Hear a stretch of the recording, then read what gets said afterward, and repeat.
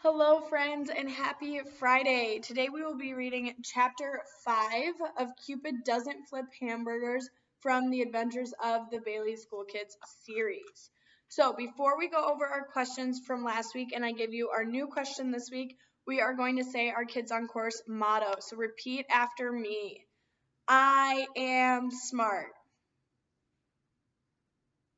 I believe in myself. I am a great kid. I have courage. I deserve to learn. Today is going to be awesome. And of course it is because it is beautiful outside today and it is the weekend.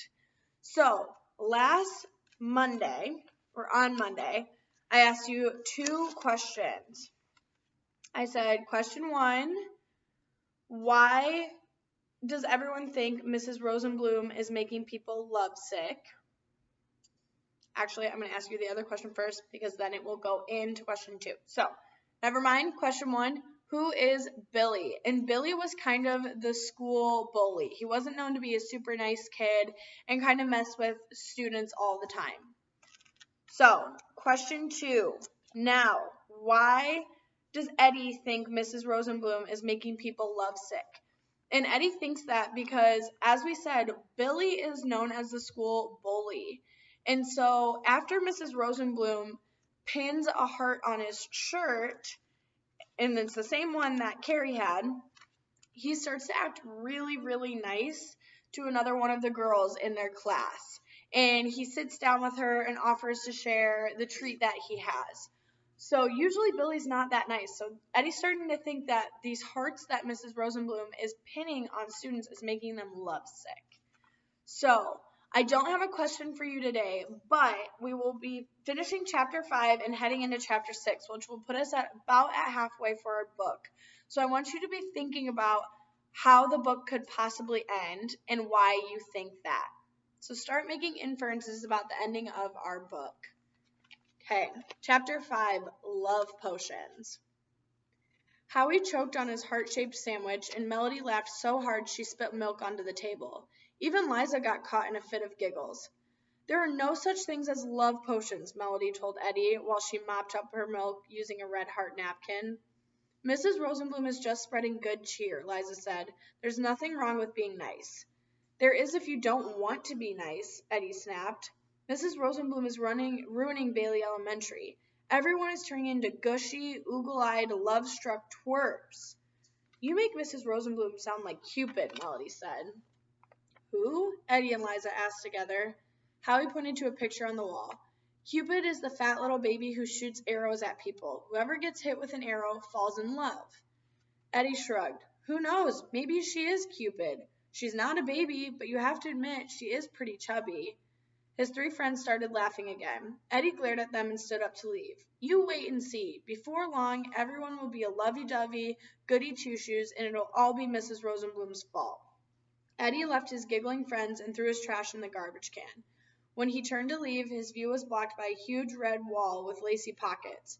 He slowly looked up, right into the grinning face of Mrs. Rosenblum. Howdy, Mrs. Rosenblum said. It looks like you've lost your best friend. I bet a big old sugar cookie would fill your day with sunshine. No, thanks, Eddie stuttered and backed away. He bumped right into Carrie. Carrie smiled and battered her eyelashes. Eddie, how about a chocolate kiss? She asked. Eddie looked at Mrs. Rosenblum and at Carrie. Then he did the only thing he could do. He ran. He darted past a very surprised Mrs. Rosenblum. He skidded around a corner and raced back to the classroom as fast as he could.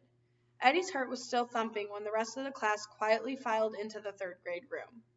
Melody whispered to Eddie, Mrs. Jeepers will turn you into a bat bait when she finds out you were running in the cafeteria. Howie nodded. I bet Mrs. Rosenblum is telling her how rude you were. I wasn't being rude, Eddie argued. I was running for my life. You can see, there's some sun. You can see Eddie running away from Carrie and running for his life, as he says. Liza laughed. You were running from a sugar cookie. A cookie filled with love potion, Eddie said. You're going to need some of that love potion to save you from Mrs. Jeepers. Melody warned. Their teacher didn't allow her students to be rude. The kids got quiet as Mrs. Jeepers came into the room and looked at Eddie. But Mrs. Jeepers didn't flash her eyes at Eddie, and she didn't rub her mysterious brooch like she usually did when she was angry. Instead, she smiled. Her cheeks were flushed rosy red instead of their usual chalk white color. "What's wrong with her?" Liza whispered. "Do you think she's sick?" No one had time to answer because a loud knock at the door interrupted them. Principal Davis opened the door, wearing a huge heart pin. He held out a sugar cookie and smiled at Mrs. Jeepers. "You forgot your cookie," he said, "so I brought it to you." Mrs. Jeepers' face blushed to a deep shade of purple. She took the half-eaten cookie from Principal Davis. "Why, thank you," she said. "I do love sugar cookies." Principal Davis smiled and waved goodbye. "I was happy to bring it." Mrs. Jeepers closed the door and faced her class. What Eddie saw made him drop his math book. Mrs. Jeepers was wearing a heart pin, too.